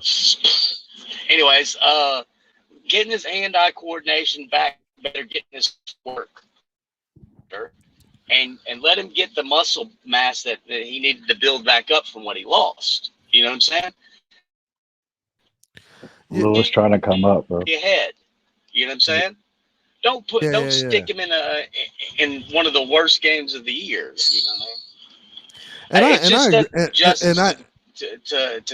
To the injury, and it doesn't show but it does show a little bit of faith of what they're trying to figure out. Yeah, and I think there's a balance between that. I think the balance is trying to figure out what they have. I think the balance is trying to figure out what they have in Tua, and also, also trying to work him back into the mode of being healthy. Like there's never going to be a perfect situation for Tua. There's never going to be a perfect situation, right? But the fact that you could see him, see what he's got prior to making these 2 first-round draft picks next year, I think that was key. I think the timing was bad because, you had your guy, basically Fitzpatrick's 3-3, right? The season is kind of right in the area where you could either go make a playoff push or you could be sitting at home on playoff Sunday. And I thought they should have let it play out a little bit more. I thought they should have gave him a couple more weeks. If they would have gave him a couple more weeks of sitting, maybe a few more weeks, I thought it would have been better off. But I'm going to add a couple guys to the stream. And as you can touch on that if you want to, man. Shout out to Mounty. Point out real quick. Hold on. Let me let William Perry get this last point out, and then we'll go ahead and move on. Go ahead, William. The point is that okay, so we're all talking injuries. Last year, Tua only had the concussion problem, which has never been a problem. It really wasn't that big of a problem. The media blew it up as a huge problem. Okay. You know what I mean? I'm going to give you the hot take. He is going to play the entire season next season, and we're going. I mean, he's not going to. We're not going to have any problems, barring that there's not an epic collapse on the offensive line. He will be playing the entire season. Okay. If we figure so out the offensive line, he's going to be fine. He's got to get rid of the ball a little bit faster, but he's shown that he's starting to do that. So he always corrects himself. I'm going to mute my mic real quick because I got to deal with something. Gotcha. Shout out to the homie Mountie who just came in. Shout out to Mr. Paul Crazy Dolphin. Shout out to Canes, Ennis, William, and Lewis who just came in. I'm gonna let Mountie talk real quick, and then I'm gonna go to you, Lewis, and Mr. Paul. Mountie, what's good with you? How you feeling, bro? Yo, what's going on, man? Hey, how y'all doing? I'm good, bro. How y'all doing? Good. How you feeling? Good, man. I'm chilling. Hey, I don't know his name, the guy that was just up here. I look, let me just go ahead and preface this right now. I like Tua. I like what he can become. I like how he played last year. Right. For the most part, there's some things that he still needs to refine and be better at. But look, if you look long enough, people can find shit to nitpick about. Yeah, every player. Create a narrative. Look, I think is he Joe Montana? No. Is he fucking, Josh Allen? No. But I think he's good enough to get us to where we need to go. I got to remember, people got to remember, football is a 53-man sport, man. Everybody has to do their job. So it's not just all on the quarterback. So, I can recall sometime, even when he first came in the league, what dudes was dropping fucking passes, man. He was putting it right on the money. Yeah, and I think, bro, I think you're spot on. I think people don't. I think the quarterback position is so polarizing. It is. That's all they talk about when it comes to the highlights, is quarterback play and stuff like that. And I get it. And Tua's position became more polarizing because of all the tank work that the fan base made. We're tanking for Tua. And then he comes in and he doesn't have a great year his first year for the obvious reasons. And then you set all these expectations for a guy that came off of an injury that ended Bo Jackson's career. You know what I mean? Yeah, it's tough. It's a tough situation. You know what I mean? It's just like, how do you put all that on somebody's shoulders, a whole organization on somebody's shoulders, and he's fighting his way all the way back? That's why that locker room believes in him, and that's why that locker room is behind him. You're not hearing any bad things coming out from former players about him, because they know how hard it is to get back from an injury that's that devastating. So okay, let me ask you one question. How from the time that he got injured, from the time that he played his first game in the NFL, how many months was that? 9? I think it was 10. Like me, I think it was a 10-month period. Because and somebody noted the Arizona game, dude. He was putting motherfuckers on skates. He was. You could even tell that he was injured. So that's what I'm saying. So, did they? I think. Did they over embellish what his injury really was, or what? I think I don't know, and that's a good question too, because in that Arizona game, he did make some key plays, whether it was running the ball or getting out. Honestly, in the rollout and the sprint out game, he looked fluid. Like the way he was rolling out, the throws he made, he looked good in that game. Now, there's also some games where it looked like, bro, you don't look like that same guy. So I think it's becoming more consistent in that, and just being that player that could do that consistently. I think that's part of it too. It's like being able to do that week in and week out. I think as a rookie in the NFL, right? You play, and then you hit a rookie wall, and it's like, damn, this is taking a toll on my body. It's becoming more difficult. The more I do it, So I think there's a lot to it, man. But I wanted to go to Lewis. Lewis, what you think about this quarterback situation? I know we've been talking about it for a while, but I love having the dialogue, with real people who have, good dialogue in regards to the quarterback situation. Yeah, for me, I think everybody understands where I'm at with Tua this season. I'm kind of with William. I think he's gonna. Again, I'm not gonna say 17 games, but I think he's gonna give you at least 15 to 17. Tua answered a lot of questions for me, obviously on the field. I agree again with Mountie that on the field, I don't think there's a throw that he can't make. Now, again, does he have a Justin Herbert arm? No, but I don't think you need one of those to win in this league. I think Tua is the right man for the job. The one thing I did want to push back, and I don't want it to come off as like a hater, right? Because I give Tua all the credit. I was one of the ones giving him credit when everybody was trying to say, oh, well, look at the job McDaniel did with him. No, I think Tua just got better. I think Tua put in the work. Tua got in the playbook. Tua is becoming a leader right before our eyes. I get all that. The one pushback I would have is when I hear William Perry come out and say, well, look at Tua. His injury, it set Bo Jackson down in the end of his career. Bro, are we going to, and again, this is no shot at Tua, right?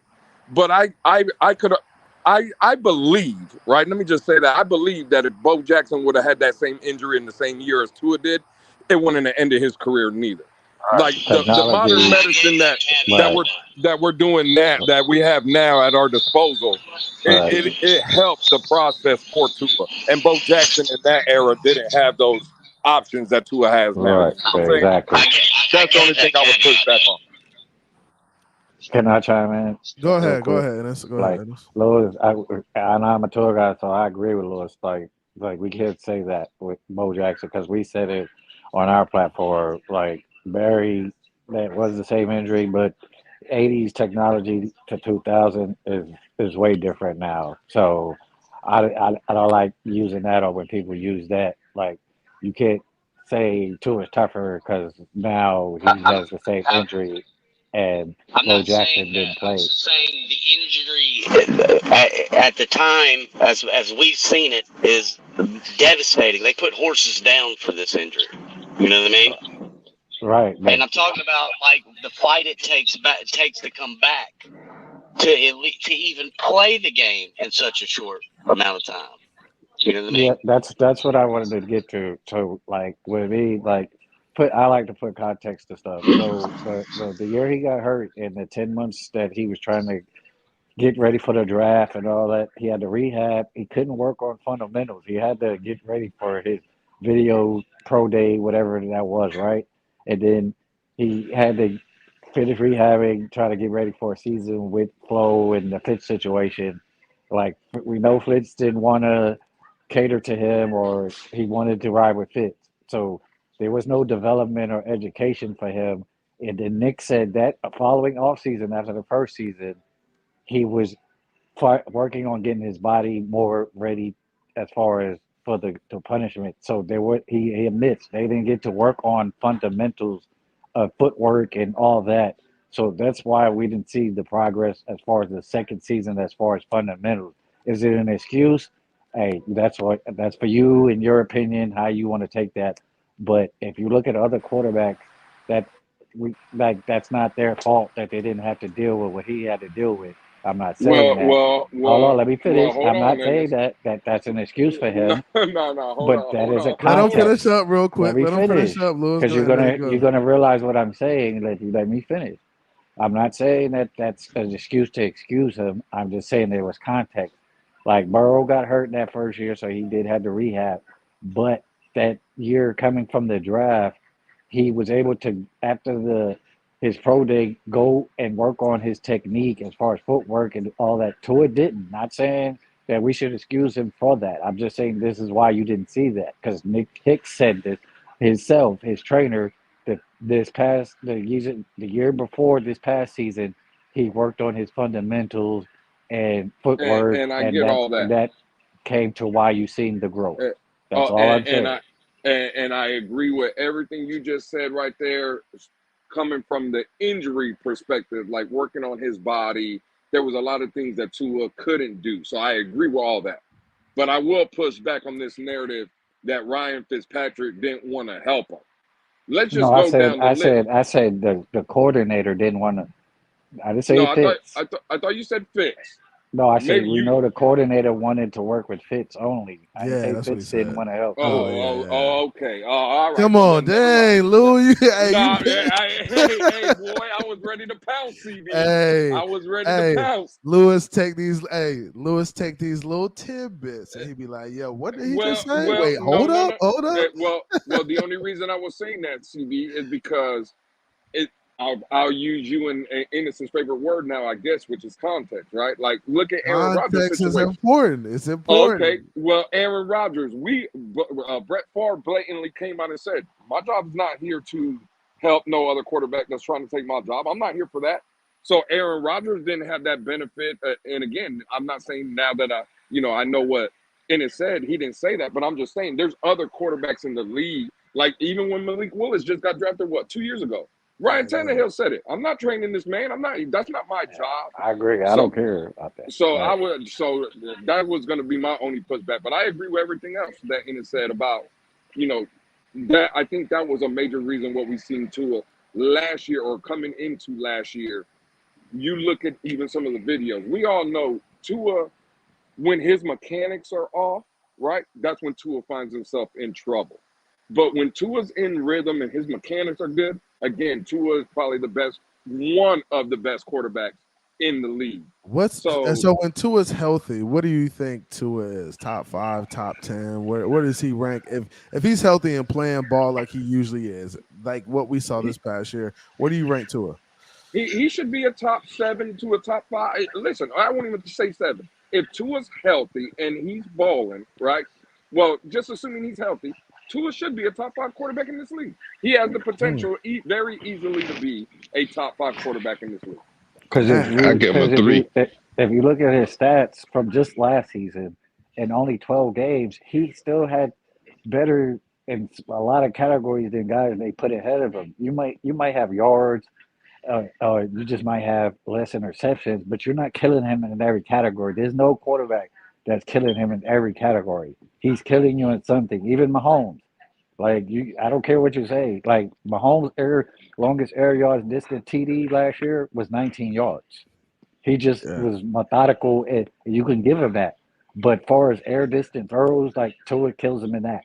But he's not. I'm not saying he's better than him. I'm just saying the other guys that they got more. If you look at the stats, Kirk Cousins only had more yards than him. He had less touchdowns and more interceptions than he played all season. Yeah. So I don't see how people are putting these other quarterbacks ahead of him. When I'm just saying from last season, when he's killing them in QBR or whatever. I think to be honest with you, I think people are going to do that based on the fact that he didn't play some games. So I think just the fact that he wasn't available for his team, people are going to put other players in front of him, which I don't think is the right thing to do. Wrong, but they have a point. They have a point, but I just don't. I feel like if Tua does play those games, his numbers surpass those quarterbacks, by crazy. Like he blows them out of the water. So, but that's on Tua to do moving forward, right? Like he's got to do that moving forward. He's got to stay healthy. Well, and for me, see a guy like Kirk Cousins, right? And Mr. Polk, we'll go to you next. I got you. I know it gets in people's feelings when you mention Kirk Cousins and Tua. But if let's say Tua's ended out to be a Kirk Cousins type with a winning record, right? Because we all know Tua's a winner in big games. Because that's what really Kirk Cousins' problem is. Primetime games, the biggest moments, Kirk Cousins doesn't show up. But let's be honest, and we're really going to be honest with ourselves, and I could be wrong. I haven't really looked at the numbers. But it just seems to me that Kirk Cousins every year since he's been a starter, right? It's high in the high 30s, 34, 35 touchdowns, low interceptions, 8, 9, 10, something like that. Over 4,000 yards passing consistently. The problem with Kirk Cousins is the big game. So let's say Tua was putting up those numbers. Let's say Tua comes out this year, gives you 4,100 yards, 35 touchdowns, 9 interceptions. Kirk Cousins numbers, but he's also winning big games. Is that a bad comparison? Who would be complaining? Would anybody on this panel, I guess the better question would be, if you had Kirk Cousins and he was winning those big games, would anybody have a problem with Kirk Cousins being our quarterback? Because really, if we're bro, Tua's not Josh Allen, right? And I'm not saying Josh Allen's good. I'm just talking about from what the guy can do, running aspect, the live arm. Tua's not Justin Herbert. But if Tua was a Kirk Cousins that could win the big games, would anybody have a problem with that? No, and I think honestly, when you're looking at quarterback efficiency and stats and stuff like that, I think Tua's going to be one of those top 10 quarterbacks who can manage the game, who can make the throws necessary to win a game. And when it gets late in the game, you can rely on a guy like Tua. I think Tua will be a guy who has a good fourth quarter play rate, right? A good efficiency rate in the fourth quarter when it comes down the stretch. I think Tua's a guy who can distribute. And when you're a guy who can distribute and know where guys are and understand the offense, we got to think that was his first year in the offense last year. To provide context, 1,000%. This is first year in the offense. I think year two, you're going to see a much bigger leap just because he understands he's got a full off season to work through the playbook, to understand it, to work through it with his guys. Now he knows where everybody needs to line up. He knows where his running backs need to be.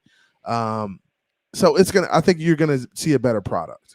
And if you see a better product and he stays healthy, I think the sky's the limit. And we could be looking at an MVP season from Tua Tagovailoa if he stays healthy and he stays on the field and he's available. Point blank, period. 1,000%. I agree. And go ahead, Mr. Polk. Go ahead. I know we've been waiting on you, bro.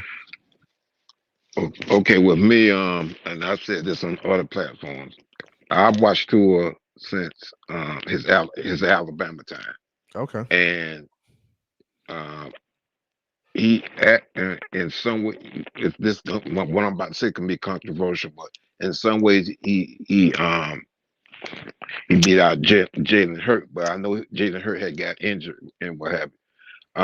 When it came time for the draft, I was on board for Tua, even with Justin Herbert and some other guys. I was on board with Tua because of what I seen with him at Alabama. The biggest thing that attracted me with Tua when he was at Alabama is the way he did spread the ball around. Okay, moving forward to the draft, like I said, I was pulling for him. I knew that Tua has injury issues and what have you, but the thing that really that helped me to push more for Tua is that when we do draft him, that we were told that he will sit out most of the season to heal and what have you. Okay, moving forward again, the thing that people misunderstood about me, and I've said it on other platforms, and really I don't care too much what other people think. He's talking about you, CD. I just want you to know he's talking about you right now. That's cool. Hey, I'm cool with that. The Rocket, let's get it. No, but anyway, the thing is that with any player that comes with the Miami Dolphins, I'm going to be, criticizing them when they're not doing what they need to do. And it's not, and Tua's not the only one, because it's like I said, we got 52 other players on the team, on the roster. But anyway, getting back with Tua, I've always been on the fence with Tua because, like I said, he's had good games and he has bad games. But as of today, he's our QB1. I've seen improvement with Tua last year. I've seen flashes of Tua even the year before that, and I know his potential because the Alabama, the time the time he was at Alabama is still in my head, and I still think that Tua is coming out. Yeah, so and I think he's working to get back there. Yeah, I think you're spot on. Yeah, right. So basically, and I tell anybody, and I've said it on other platforms. The only two things that I have with Tua is to stay healthy and take your skill level to the take your skills up to the next level, because the skills are there. The skills are there. I mean, and I want to see some of that Alabama. I mean, I know colleges and the pros are different, but I want to see some of that Alabama tour this season and some. And then with the roster that we have, period, we have one of the best rosters that I've seen in years, and I mean, since since the 70s. Yeah. So I said it just a little while ago on another platform. I see us being what 14-3, 15-2 Ooh, with the roster that we have. high Yes, that's what expectations. I see. like it. But see, That's what I'm seeing. And I agree with you. I agree with a lot of what you said, and I can understand guys being on the fence in regards to Tua, right? But I just can't take the hate and nonsense of, oh, he's not good enough, and so, bro, like, he's clearly showed you that he's good enough. He just hasn't shown you that he can stay healthy, like, for a full season. I think that's where we're at this point. Like, right, but see, here's the thing, though. I think what happened with me is that people must have understood that when Tua was not playing good, and I criticized and brought up what I didn't like what he was doing, that they assumed that I'm a Tua hater. But no, I don't hate Tua, and I don't hate any player. I said, all players are on the fence with me until they show me that they can use their skill talent to help us to go Light through them up, Mr. the Paul. playoffs Light and the them up. football and the Super Bowl. Look, that's it. Look, Light but, 'em up. I understand that. But what I want you to understand is that players are allowed to have bad games. Oh no, I'm not saying they don't. But this is my disconnect with all the hate and all the people that say, oh, he's not good enough. Like, bro, every player in the NFL has bad games. Like, every quarterback in the NFL has bad games. It doesn't matter. Like, I understand that. So, and even his bad games are not very, very bad. We only saw one game where Tua really lost us the game last year, and we can say that Green Bay second half is where he lost us the game. He threw three interceptions down the stretch. Like, outside of that, Mr. Polk, we can't say at any point last year that Tua single-handedly from his play lost us a football game. Now, it may have been the defense not playing well along with the offense not playing well, but it wasn't any game where Tua just shit the bed outside of Green Bay second half. So for us to have these conversations about Tua, realistic conversations, we really got to look at the film, and it's got to be a film-based analysis. It's got to be objective, because Patrick Mahomes has bad games, but his defense will carry him in a game. Yo, Josh Allen has games where he turns the ball over countless times, but they'll still find a way to win the game. Now, when Tua has two games, LA and San Francisco, where the offense isn't off the charts and they're just getting along and they're not running the football well, they're not throwing it well, right? There's got to be something that could provide us with a spark in those games to get us over the hump. And that's my thing, because it's not on one guy in the offense to win every game. It's just not. It's a 53-man roster, and you got 11 guys on offense. Yeah. And I know it sounds like excuses, but it's really context. It's really context, and that's what guys don't like. They don't like having this conversation. Go ahead, Lewis. I'll go after you. What Mr. And I got look, just to give you a heads up, I got about 10 minutes left, and then I got to roll. But go ahead. Okay, yeah, that's fine. What Mr. Park was saying, I think he was spot on. I like a lot of things you said, CB, but one thing you said was, like, to use context with Tua all the time. Like, no, there's some things that Tua, again, how can I say it? Let's say it. Don't shy away from it. Let's say it. Because, well, if I'm being honest, it just, we make what I don't like. You mentioned the Tua haters. With the Tua supporters, then it's like they'll find any excuse in the book for them. And that can't be the case neither. But look. No. Y'all. All right. So what's the excuse? What excuse do we make? Excuses. Give me one.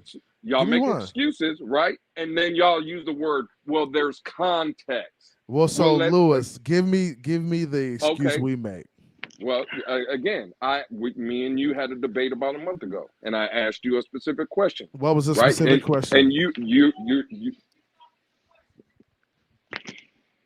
Come on, you man. said What was the specific question? No. The specific question was, how many games did the defense lose us last year? Right? Remember that debate? Because you're saying there's context, right? Mm-hmm. Well, the context is there's multiple games in the fourth quarter. The defense allowed 17 points, 20 points, 23 points, and our offense, which is top 6, right? They didn't hold up their end. But all I heard was Tua in those games. I don't give a damn who it was. But see, that's Lewis. Tua has to be in the game for us to have this conversation about Tua. And that's the thing. Bridgewater and Skylar Thompson, that's on Mike McDaniel. That really has nothing to do with this conversation, right? No, I'm talking about if Tua is the only games Tua was in and we didn't win was the LA game, right?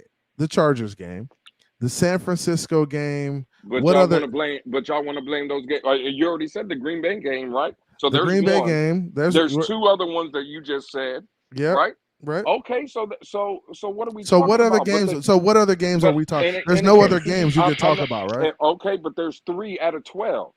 You can allow 3 or 4 bad games, CB, if you're playing quarterbacks playing 17 games. But you can't allow 3 or 4 bad games when you're only playing 12. Now, you see what I'm saying? So you can't do that because that's how you end up 9-8. So I hear what you're saying. I'm saying, so you're saying if you play 12 games, you can only have how many bad games? Bro, I can only give you 1. Let's say 1, maybe even 2, because that's most of the times if your quarterback's playing well, CB, you're gonna win, right? Again, perfect example. Let's say Tua, for the sake of this argument, plays 17 games this year, and he has, let's give him 4 bad games, right? You're still probably a 12-win team. Because those games where Tua's playing at an elite level or just at a good level with the talent, like Mr. Clark just said, you're going to win most of those games. Right. So you're gonna win. out of 17 games, I can give you 4 bad ones. Because you're going to finish 12-5, 13-4, something like that. But see, out of 12 games, bro, you can't have 4 bad games on top of 12. But so I don't think. Let me ask him this, CB real quick, Lewis, because I asked CB this, Lewis. So if those 2 bad games were Chicago and Detroit, and we win San Francisco and the Chargers game, would we still be crying about those 2 games? No. That's what I told CB. I think it's the fact that we want him to look better than Herbert to justify picking him over to Herbert, and we hate the 49ers because we want McDaniel to beat them and all. That's what I think driving those 2 games that everybody keep picking. No. Well, Ennis, let me be very clear. I can't speak for everybody in the fan base. Let me just be very clear for myself. What pissed me off about the 49er game, if I'm just going to keep it 100% real, bro, at that point in time, you're 8-3. Your quarterback is playing at a top 5 level. You're in the MVP conversation, not because of me, not because of CB, not because of nobody. It's because of that kid and the way he was playing, right? Yeah. He put himself in that conversation. You cannot come out, hit, and throw a great pass on the first play of the game that goes 75 yards, be leading 7-0. Allow, again, this is where you can have the defensive argument. Even though I don't believe it, you cannot have Brock Purdy come in as Mr. Irrelevant and you as a top 5 quarterback in the league and you get beat. Oh, nah, bro. No. It has nothing to do at that point. Bro, I don't give a damn what situation is in at that point. Tua should have won that game. That game is on my top 5 quarterback. And that's not me hating. That's just me wanting more. And what's wrong with that? Bro, he was the top 5 pick for a reason. We all know that if he didn't have that injury, he probably going number 1 overall. But I can give the same smoke to the defense who has the most money on that side of the ball, losing to Brock Purdy, like you said. But here's the thing now. Go ahead, Mr. Polk, and then I'm gonna go. I'm gonna go out after you, Mr. Go ahead. No, because I mentioned it just a little while ago. When it came to the draft, I wanted Tua over all the other quarterbacks because of what I seen with him at Alabama. Now, another thing. Just because I criticized Tua and the other 52 players on our roster doesn't mean I hate that player. Oh man, we got some feedback from you. I think we lost you, Mr. Park. You there? Well, it's a great quarterback. Okay. But when he doesn't play well like other quarterbacks, because I've seen Tom Brady have bad games too. Because I can tell you real quick, if you hit Tom Brady enough he gonna fall in the game, he's gonna start messing up. Yeah. Yeah. He's gonna start messing up. So it's no such thing as a perfect quarterback. But let me, just because I may bring up Tua's bad points doesn't mean I'm a Tua hater. It means that I'm seeing something that I don't like, and that can be with any other player on the team.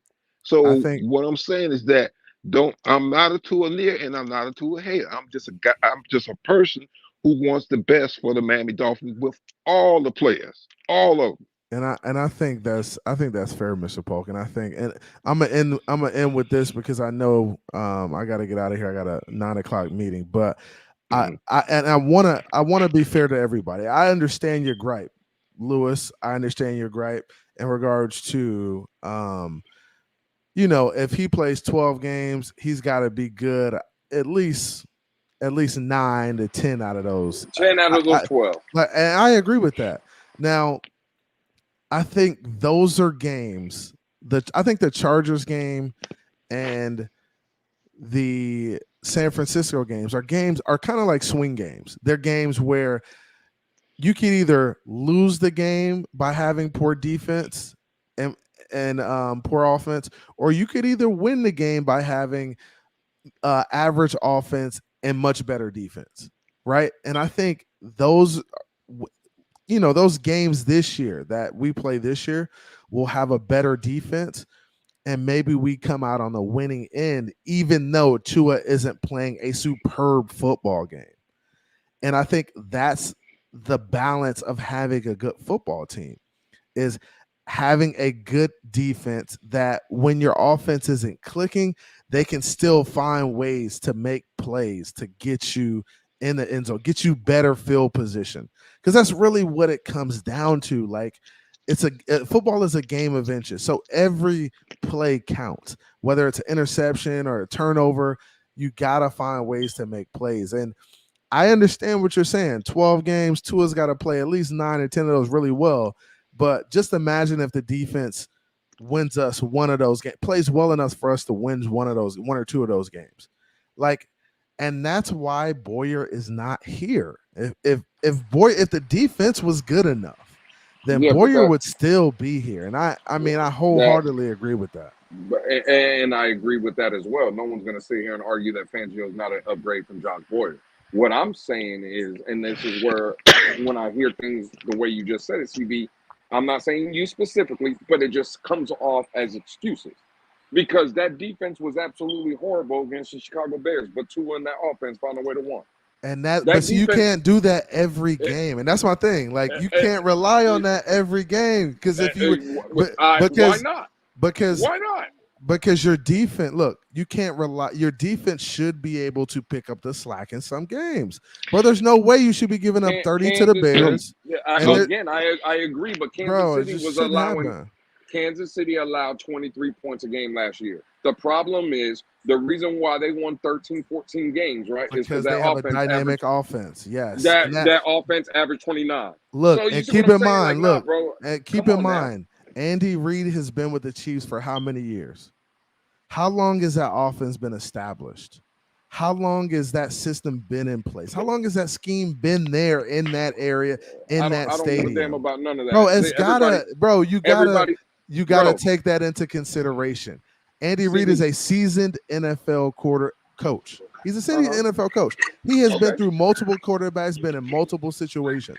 Mike McDaniels isn't there yet. We gotta be patient. We gotta give our guys some grace in regards to that. And that's all I'm at, bro. That's where I'm at with it, man. I appreciate y'all. Let's do final takes real quick, man. Canes, go ahead. Give me your final take, bro.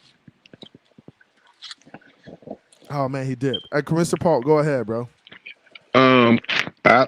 As of last season and off season with Tua and with the talent that we have on our roster, I still feel that we're gonna Um, I still think we'll lose maybe 2 or 3 games, and we're Super Bowl bound. So Okay. right now, I'm very excited our season coming up, and I think Tua's gonna ball out, and that's gonna um kickstart the rest some of the other guys on the roster. So I see us going to the Super Bowl this season. I like it. Appreciate you, bro. Appreciate you coming on, man. Have a good one, Hey, Mr. thanks for Paul. having me, and take care, Enos and Lewis. I see you guys later. What is All it? right, Mr. Paul. Hey, appreciate you, bro. Go ahead. Let's go with Mountie. Mountie, what's popping? Hey man, as always, it's great to be up here. Hey, look, I'm always I'm an optimist. I try to think the best before I think negative or subjective. So look, let's. I think we're gonna do well if Tua stays healthy, and as we all know, he's the key to He's a key what piece. we do, especially on offense. So look, stay healthy. I think we're gonna sign Dalvin. I think the time is coming. I think we're gonna eventually get him on the roster. So hey, with all parts clicking, man, dude, I think we're gonna be hard to deal with. Yeah, I think so. Hands up. Mountie, fire up that space, Mountie. Fire up that space. I'm ready to Hey, talk. I'm fire it ready to up, talk. fire it up. I got a meeting, but I'll crank up with y'all a little later if you jump Fire in up the that space. space, Mountie. Hey, all right, man. Go ahead, Lewis, bro. Give me your final take, man. Well, I'm glad you put me first, CB, because I wanted Ennis to hear this too. Ennis already knows he got a special apron coming from myself. But CB, I just wanted you to know you also are on that short list of a bunch of dudes that in this community that I end up cooking all the time. So CB, you are another one. I didn't want you to feel left out. I will be autographing it for you and everything. That apron is definitely coming your way. Hey, I'm gonna That's make that's sure. my I'm gonna final make. take. You I'm know gonna what I'm make saying? sure I get that apron, bro. Because I be Cooking folk cooking you, out here, bro. CB. I be cooking Yeah, you, bro. yeah. He can't boil water, but boy can't boil Look, water. hey, y'all boys be easy, man. Fins up, man. Hey, be easy, bro. All Fins right. up. Hey, in his final take, bro. All I was trying to take is he wanted me to hear that. Well, Lewis, you've been running. You ain't been on Twitter Spaces because I've been cooking your ass. So don't lie to the people. Oh He can man, he confront for the YouTube fans, but he been ducking me on YouTube Spaces. So I'm gonna run ducking. over here to see if Mountie start this space so Yeah. I can Go ahead. cook him Hey, some go ahead more. and get it cracking, man. Y'all already know what time it is, man. Appreciate you coming through, bro. All right, bro. All right, bro. Later. Hey man, shout out to all the homies coming through, man. We had a great little panel. Just kind of touching base on the quarterback position, regards to what we got going on. Hey, appreciate everybody coming through. Look for it. Look for me cranking up more often. I'm gonna set a schedule probably next week, going into the season, going into training camp, to where I go live at least 3 times a week. Just touch base in regards to some news, talk about the Miami Dolphins, have a panel every now and then, and just kind of touch base in regards to you guys and how you guys are feeling. I love hearing the feedback from you guys. I love hearing the comments and the commentary. I love engaging with you guys. I appreciate you. Shout out to the homie Raul P became a member tonight. Appreciate you becoming a member, bro. That helps the channel grow, right? So you can become a member by clicking on the little $ below. Gives you some options there. If you want to donate, you can do that too. I appreciate it. Every little bit helps. Guys, I selected a new logo. Check it out. Let me know what you think. It says Finn State with CB83. Got the little dolphin there.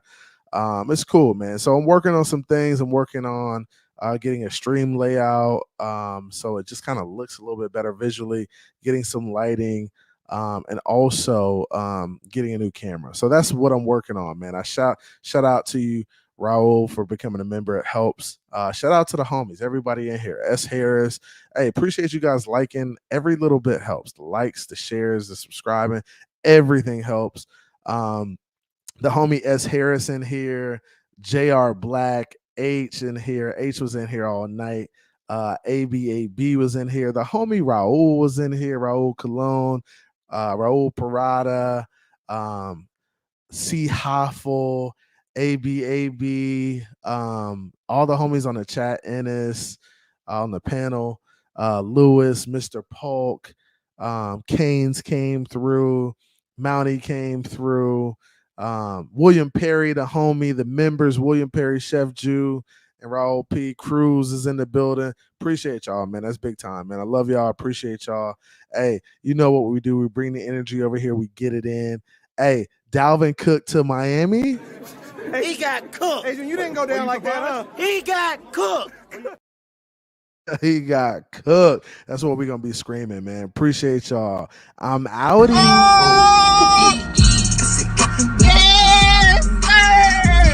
Came from the bottom, that's foreign. I swear that I'm up for the sun in the morning. Oof, hey, I gotta flex. I need a Nike bag, give me the check. I need the money and power, respect, but I promise I'm repping the O to the dead. Hey, oof, I sort them out of my way.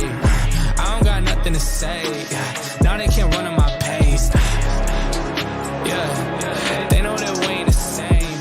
402, we rap the game.